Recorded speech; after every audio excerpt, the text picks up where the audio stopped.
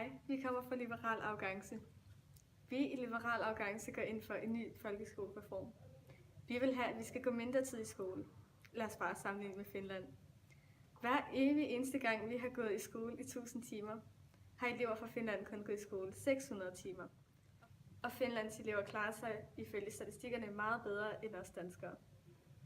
Vi går også ind for, at lærerne skal være bedre uddannede.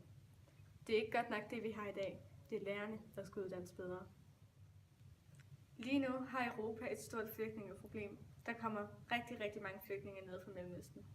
I Liberal Alliance vil vi hellere hjælpe nede i de krigsramte lande, i stedet for at hjælpe de få, som er så heldige at komme til Danmark. Vi mener, at vi skal stoppe problemet, hvor problemet er. Vi synes også, at det burde være en frihed, at man selv kan vælge, om man vil dø. Derfor vil vi indføre aktiv dødshjælp. Lige nu ligger den danske registreringsafgift på 150%. Vi vil gerne have den lavere. I Sverige er den meget lav. Det vil sige, at svenskerne har også råd til dyre biler, og flere køber også dyre biler, og de giver faktisk flere penge til kassen.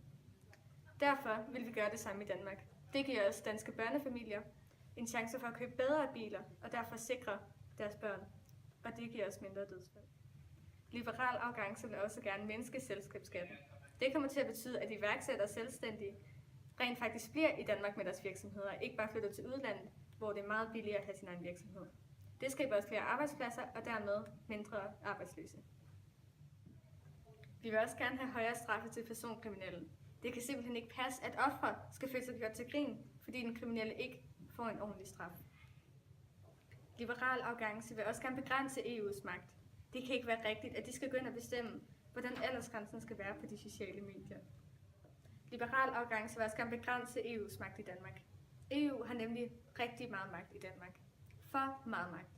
EU kan fx gå ind og bestemme aldersgrænsen for danske unge på sociale medier. Det kan ikke være rigtigt, at de skal berøve danske unges frihed. Derfor vil vi begrænse den. Vi vil ikke være med i EU. Vi vil bare gerne have, at EU vender tilbage til de grundlæggende værdier, såsom fri handel og samarbejde mellem landene. Liberal Alliance. Vi er ikke arrogante. Vi er bare bedre.